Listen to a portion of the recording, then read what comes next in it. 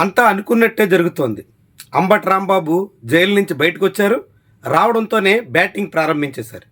చంద్రబాబు సర్కార్ మీద దుమ్మెత్తిపోశారు. విడిచిపెట్టేదే లేదు అంటూ తేల్చేశారు. కూటమిని కోల్చడమే తన బాధ్యత అంటూ ప్రకటించేశారు. దాంతో అంబటి రాంబాబు మరింత దూకుడుగా సాగడం స్పష్టంగా కనిపిస్తోంది.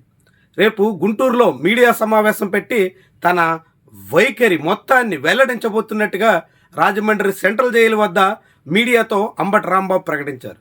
తాను ఆరోగ్యంగా ఉన్నానని, జైలుకి రావడం వల్ల ఎటువంటి ఇబ్బంది లేదని, మరింత ఉత్సాహంతో పనిచేయడం ఖాయమని అంబటి ప్రకటించేశారు. దాంతో ఇప్పుడు అంబటి రాంబాబుని కూటమి ప్రభుత్వం ఎలా అడ్డుకుంటుంది అన్నది ముఖ్యమైనటువంటి అంశం. ఇప్పటికే 3 కేసులు పెట్టి, ఒక కేసులో బెయిల్ వచ్చిన తర్వాత 2వ కేసులో వేధిస్తూ ఇట్లా 18 రోజుల పాటు రిమాండ్లో విధించగలిగారు. కానీ తీరా 3 కేసుల్లోనూ బెయిల్ రావడంతో అంబటి రాంబాబు బయటకు వచ్చారు. పశ్చాత్తాపానికి మించిన ప్రాయశ్చిత్తం ఏమీ ఉండదని, తాను క్షమాపణలు చెప్పిన తర్వాత కూడా జైలు పాలు చేశారని, అంటే ఉద్దేశపూర్వకంగానే తన కుటుంబ సభ్యుల్ని బెదిరించడం, ఇంటిని ధ్వంసం చేయడం, తనను జైలు పాలు చేయడం అంతా ఒక ప్రణాళికాబద్ధంగా జరిగిందని అంబటి అభిప్రాయపడుతున్నారు. తద్వారా తనను కూటమి ప్రభుత్వం టార్గెట్ చేసింది అని చెప్పకనే చెప్తున్నారు. ఇప్పటికే అంబటి రాంబాబు మీద పెట్టినటువంటి కేసుల నేపథ్యంలో కాపుల్ని కూటమి ప్రభుత్వం వేధిస్తుంది అనే వాదన వైఎస్ఆర్సీపీ తీసుకొచ్చింది. ఇప్పటికే అది చాలామందికి చేరింది. కాపు నేతలను కావాలనే ఎరకాటంలో పెడుతున్నారన్న అభిప్రాయం బలపడింది. అందులోనూ అంబటి రాంబాబు కుమార్తె మౌనిక నేరుగా పవన్ కళ్యాణ్ ఉద్దేశించి ప్రశ్నించడం, కాపులైతే ఇలా చేస్తారా అంటూ ఆమె మాట్లాడడం, కాపులకి ఈ ప్రభుత్వంలో రక్షణ లేదా అంటూ ఆమె నిలదీయడం, ఇవన్నీ పెద్ద చర్చకి ఆస్కారం ఇచ్చాయి. ఇప్పుడు వాటికి కొనసాగింపుగా అంబటి రాంబాబు కూడా కాపు కార్డు వినియోగించబోతున్నారు. కాపుల మీద కూటమి ప్రభుత్వం పెత్తనం చేస్తుంది అనే వాదనను వినిపించబోతున్నారు. అందుకు తగ్గట్టుగానే తనను టార్గెట్ చేసింది అనే అభిప్రాయాన్ని ఆయన బలంగా వినిపిస్తున్నారు. ఇప్పటికే తన మీద దాడికి పాల్పడినటువంటి వాళ్ళని ఎవరిని అరెస్టు చేయకుండా స్టేషన్ బెయిల్ ఇచ్చి, తనను బెయిలబుల్ కేసులైనప్పటికీ కూడా సెంట్రల్ జైల్లో బంధించారు అంటూ ఆయన వెల్లడించడం ద్వారా కూటమి ప్రభుత్వం కాపుల మీద కక్ష సాధింపు చర్యలకు పాల్పడుతుంది అనే అభిప్రాయాన్ని ప్రచారంలో పెట్టడానికి తగ్గట్టుగా సిద్ధమవుతున్నట్టు చెప్పాల్సి ఉంటుంది. ఇది చాలా కీలకమైనటువంటి పరిణామమే కాకుండా రాజకీయంగా ముఖ్యమైనటువంటి అంశం కూడా కాబోతుంది.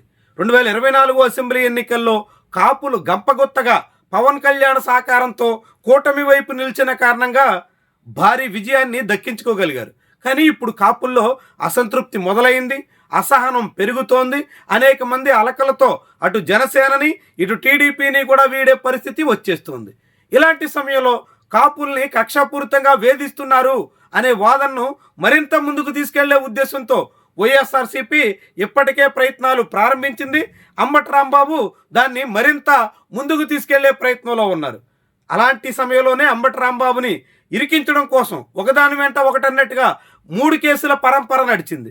అన్ని కేసుల నుంచి అంబటి రాంబాబు ఉపశమనం దక్కించుకోవడంతో ఆయనక కాపు వ్యవహారాన్ని మరింత దూకుడుగా ముందుకు తీసుకెళ్లే అవకాశం కనిపిస్తుంది. రాజకీయంగా కూటమి విషయంలో మరింత దూకుడు ప్రదర్శించడం స్పష్టంగా చెప్పాల్సి ఉంటుంది. మరి ఇలాంటి తరుణంలో అంబటి రాంబాబు మీద పలు కేసులు పెట్టి వేధించి వెంటాడి జైలు పాలు చేసి ఆయనకు బెయిల్ రాకుండా చాలా కాలం పాటు నిరీక్షించేలా చేసినటువంటి కూటమి నాయకత్వం ఇక నుంచి అంబటి రాంబాబు వాడబోతున్నటువంటి కాపు కార్డు కానీ, ఆయన వేయబోతున్నటువంటి పొలిటికల్ స్టెప్స్ కానీ, వీటన్నిటికీ ఏ విరుగుడు మంత్రాన్ని జపిస్తుంది, ఎలా అంబటిని ఎదుర్కొంటోంది, చాలా కీలకమైనటువంటి అంశం. రాజకీయంగా ముఖ్యమైనటువంటి పరిణామం. ముఖ్యంగా గుంటూరులో కాపు కమ్మ స్పష్టమైనటువంటి డివిజన్ కనిపించేటువంటి ప్రాంతంలో ఇప్పుడు అంబటి రాంబాబు మరింత వేగంగా అడుగులు వేస్తే, కాపు కార్డు ప్రయోగిస్తే అది రాజకీయంగా కూటమికి చాలా పెద్ద చేటు తెచ్చే విషయం అవుతుంది. మరి అంబటి రాంబాబు ఎత్తులు ఫలిస్తాయా? కూటమి దాన్ని అడ్డుకోగలుగుతుందా? చివరికి ఏమవుతుంది? కమ్మ కాపు మధ్య విభేదాలు పెరిగితే ఎలాంటి పరిస్థితులకు అది దారితీయొచ్చు? ఇవన్నీ కూడా ముఖ్యమైనటువంటి అంశాలు, భవిష్యత్ రాజకీయాల్ని ప్రభావితం చేయబోయే విషయాలు కూడా.